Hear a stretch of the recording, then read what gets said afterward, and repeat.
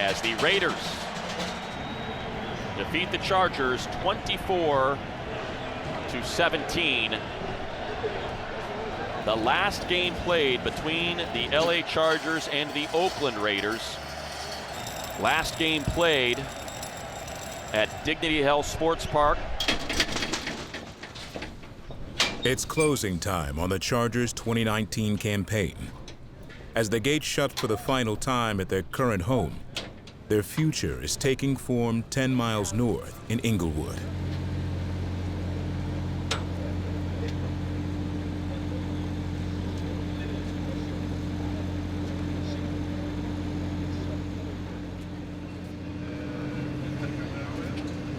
Well, if you don't know, we're lifting up the Oculus today, okay? Again, down here you have 13 million people running around with traffic, fork trucks, and everything else.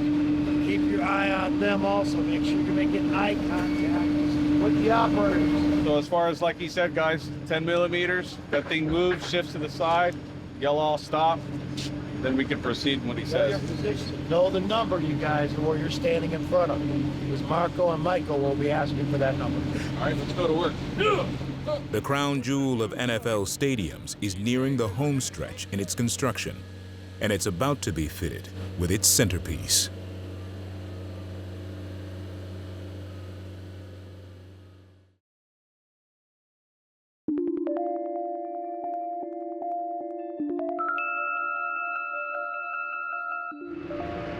Today we're going to lift the Oculus structure, which means it's the framework, the skeleton of the scoreboard. We've built it, we've connected the ring, we've got all the bolts tight and ready and where it needs to be. And basically this is the next stage, is getting it off the ground. We're going to get it up in the air just 32 feet so we can load all the electronics, video board, and speakers. And then once all that's loaded in March, we're going to lift up the entire loaded Oculus, which will be 2 million pounds by that point in time. There's 14 lifting points. We have to make sure each lifting point comes up with the right amount of force. With as stiff as the structure is, we can't allow all the force to be on a couple points. So we really have to monitor the load as we pick it up. I would be willing to bet that some of the engineering that's gone on in this is first of its kind. It's going to be huge. And you're going to be able to see both sides of the Oculus from anywhere you're sitting, which is pretty neat. This is the biggest video board we've ever erected. It doesn't fit on the football field. If you look at a plan view, this thing is bigger than the football field. It's going to be fantastic to sit there and look up at a world-class stadium roof, better than's been done before.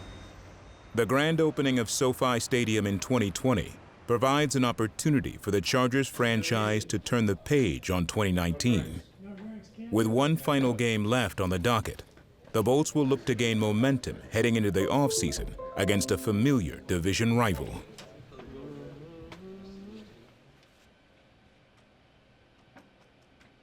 Let's get started. Here we go. This team we're about to play, Kansas City. Quick summary. We've played them 4 weeks ago with the bye 5 weeks ago. Okay, this team is playing its best football right now. They're playing good defense right now. Offensively, we know they have weapons on offense at the wide receiver spot, but we've done a good job in here of eliminating explosive plays against this team. I like our plan when we play this team, okay? As a team right now, they're playing as good as any team I think in the league. But I'm not really concerned about them. My concern is about us. Because the last couple of weeks, I don't think we've played our best ball. Why? I'm trying to figure out why. We got one last week here to come together as a team and play the way we're capable of playing. From a team perspective, the Week 17 road trip to Kansas City will complete a season below head coach Anthony Lynn's standard. Despite the disappointment of missing out on postseason play, the grind of an NFL season can spur growth, especially for a rookie going through it for the first time. All right, I'm joined by Drue Tranquill. And Drue, congratulations. Welcome to rookie minicamp. What has your first taste of being a Charger been like? It's been incredible. You know, this whole thing has just been a dream of mine since I was a little kid, and to finally, have an opportunity to fulfill that is just absolutely incredible, and I'm so grateful. A fourth-round pick out of Notre Dame, Drue Tranquill has come a long way since draft day. Scott 6, and it's blocked. How about Drue Tranquill? After earning his stripes on special teams, the rookie from Indiana has emerged as a building block in the center of the Bolts defense. Tranquill, boy, that dude is balling. He's playing more like a veteran player. You know, the way he picks things up, the way he understands the defense, the concepts. So we felt like the bar was pretty high on him. Leveled by Drue Tranquill. I mean, he's very mature for a rookie. He's professional. What a shot by Drue Tranquill. It's intangibles, though. I mean, he was a two-time captain at Notre Dame. That was something we loved about him. Those intangibles are starting to show. He's going to be a heck of a pro. Right now it's his nap time, so he might get fussy. He ain't gonna get fussy. Ain't that right, bud? Elijah, hi. Hi, bud. Are you excited to see Dad today? You see him early today? There you go, bud. Do you want to go swinging? Yep, Elijah's swing is open.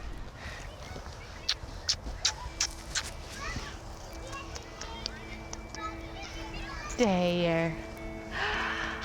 Whee! You in the swing? You in the swing? So we got my firstborn son, Elijah, here. 7 months old. Well, he'll be 7 months in a couple weeks, and my wonderful wife, Jackie. Wow. This has kind of become a spot for us over the past couple weeks. He's just now gotten to the age where he's just more aware. He can sit up. He loves to sit in the swing. Get your feet. Elijah, hi. Tiki, tiki, tiki, tiki. He's growing up so fast. Like, it seems like we just brought him home from the hospital. Yeah. And he was just sleeping and eating, and that's pretty much all he did. You want to sit here? Are your toes in the sand? He's always smiling and Yeah, he's so smiling. chill and having a good time and loves people and yeah, just a bundle of joy. 1, 2, 3. Whee! Our biggest life moments have happened in the past year. Like, we graduated college, got married, found out I was pregnant, you know, both got our first jobs, and then moved literally across the country, had him. Like, it's really been a whirlwind. It's been an amazing year. You know, the NFL has been my dream for a long time, and, you know, being able to play is certainly a goal achieved, but I don't know. Bigger dreams in my life were being a father and a husband, and I'm certainly getting to live those right now with these two, and it's been a fun ride. We did have fun. Gonna do it again?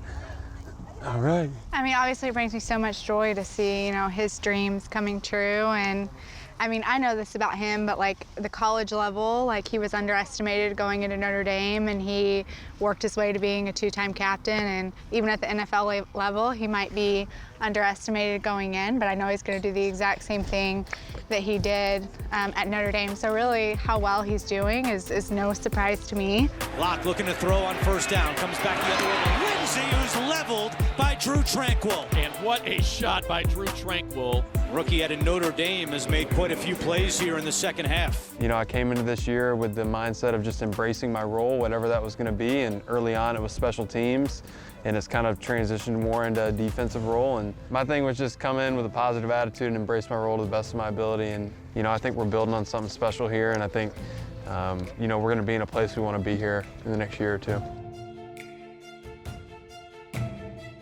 One of the reasons I love Jackie is she grew up and she honestly didn't even know the rules of football until we started dating. And so one thing I love about her is I'm able to come home from work and leave football at work.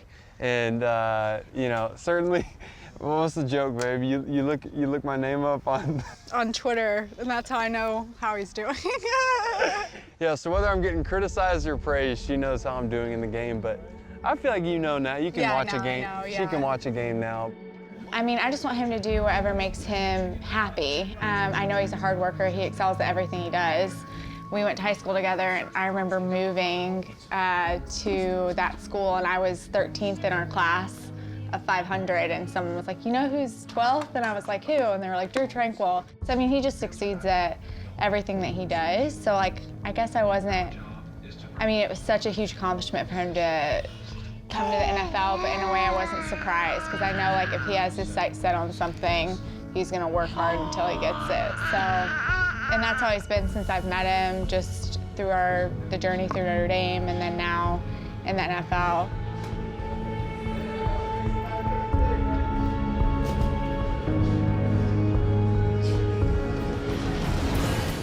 From Arrowhead Stadium in Kansas City, the Los Angeles Chargers and the Kansas City Chiefs. Back up a little bit, Drew. Come on, man. Let's go party. Why not, man? So if it's going to be our last one, let's make it our best. Feel me? Right now, something. It's on. To the house on 3. 1, 2, 3. To the house. Williams. 7-minute drive, 3rd and 5.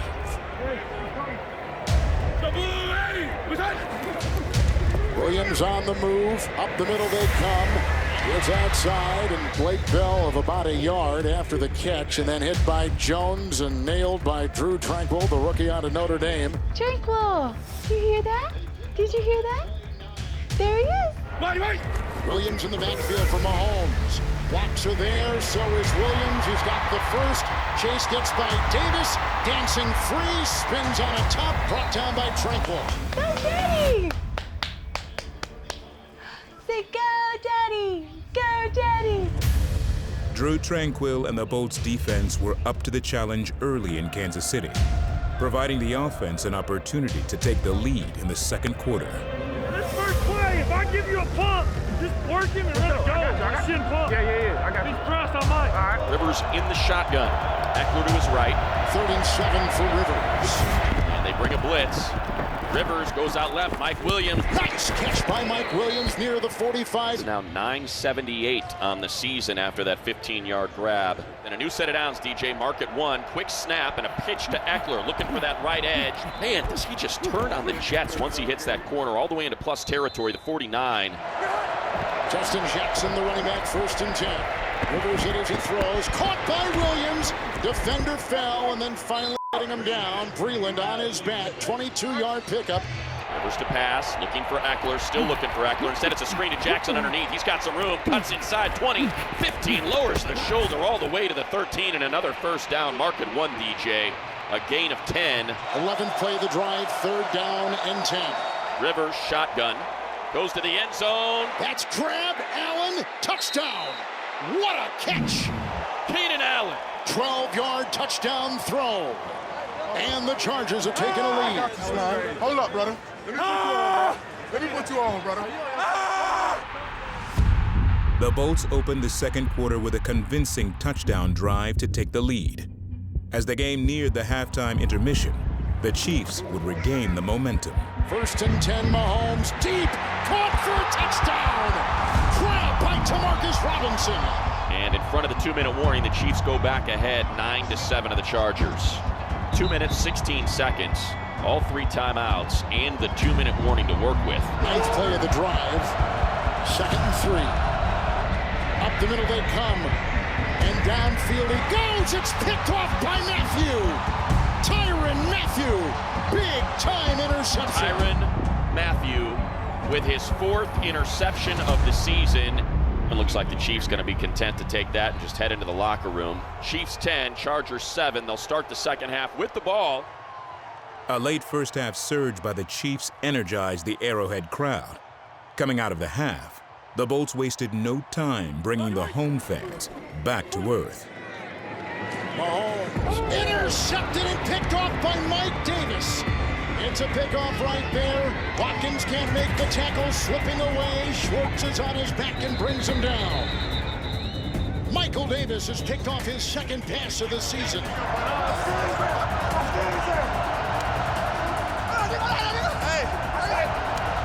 It's 1st and 10. Hand off to Gordon, looking for that left side of the line. Stops his feet, now gets going, breaks a tackle, 10-5. What a run by Melvin Gordon. Flash to the 5 before Fuller can bring him down. It's a gain of 15. The block in there by Green, a touchdown run. Melvin Gordon from 5. And the Chargers have reclaimed the lead at Arrowhead. And the Mahomes interception is cashed in. LA going in on the touchdown run of 5. There we go. There we go. There we go. Nice job, Mel.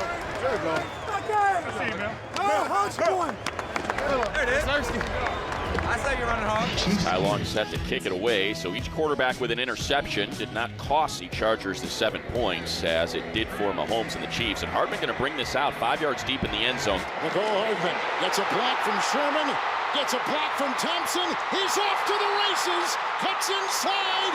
You can kiss him goodbye. 104 yards to daylight. The rookie out of Georgia.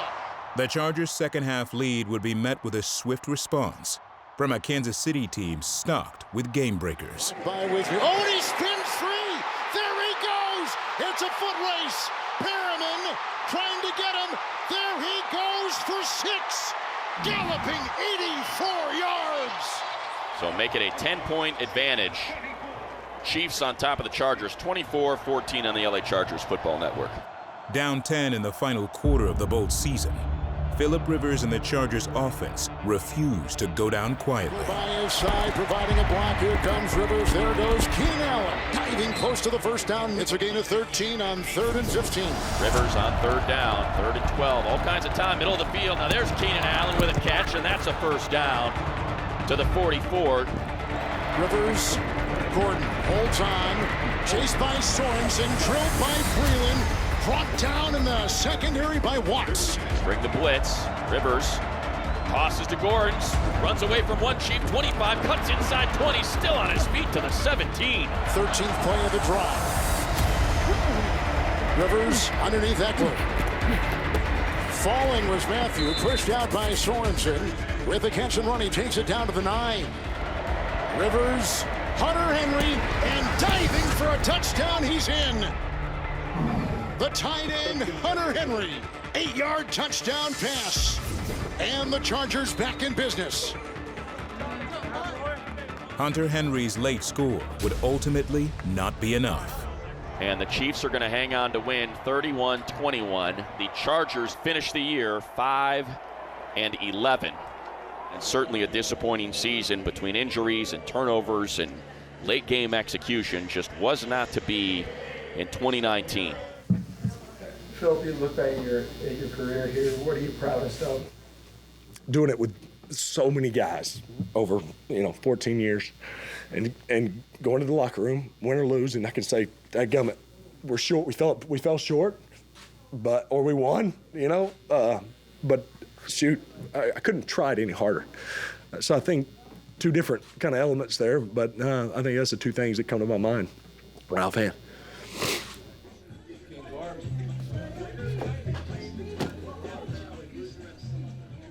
Well, just finished meeting with the team. I can tell you, guys are disappointed, coaches are disappointed. Frustrating season. Our record does not reflect the character of the men that's in that team meeting room, I can tell you that. And we're all committed to making sure that this doesn't happen again. And that process has started like last night. I'm just ready for next year, honestly. I'm just trying to put this season behind me. I want to just go into the off season and focus on individual improvement, because I feel like that's the best way to team improvement. I guess I gotta just, look at myself this off season, see what I can improve on, and come back and get ready for next year. What are your thoughts on the season overall? Obviously not what you guys expected or wanted. What do you take from it, and then how do you improve it? Yeah, just a lot of disappointment. Obviously we just got to get better. And then for the guys that are here, come together in the off season and just keep working. Obviously, as a team, we didn't. It wasn't good enough this year. So lots to learn and try to learn, get better from. I guess I'll state the obvious first and start there. That obviously very disappointed with how this season turned out. I think anytime you go from having the most wins in the AFC and advancing in the playoffs, the very next year having 5 wins, there's not just one factor involved, there's just a lot of factors involved. And when there's a lot of factors involved, it's usually on the GM's plate. So I'm upset, coach is upset. We put everything into this. So when it doesn't go the way you want it to go, yeah, it hurts, but I'm not discouraged because I know we have the right head coach. I know we have a good core of players here, and I know we have some really good people in our building to keep growing that. I can't rest until I start that process. It's no vacation for me. You know, I can't go to a golf course right now, go lay on the beach and relax without solving this problem. Every year there's major questions, major concerns. How are you going to fix this? How are you going to fix that? And every year, you know, players leave the locker room, and as players get older and as leaders leave the locker room, that's when the next crew of players move into those leadership roles. It happens every year. If you have the right culture and you have the right foundation and you have the right head coach, and we have the three of those, that takes care of itself. There's gonna be a lot of hard work, but I think it's gonna be fun as we try and build this. I think it's gonna be fun moving into a new stadium, especially now. I mean, we can really just get this year out of our minds, move into a brand new stadium. The sting of missed opportunities in 2019 will fuel the Chargers as they build toward contention in 2020 in a new home. The building blocks have been laid for redemption, and there will be no rest until they reach their ultimate goal.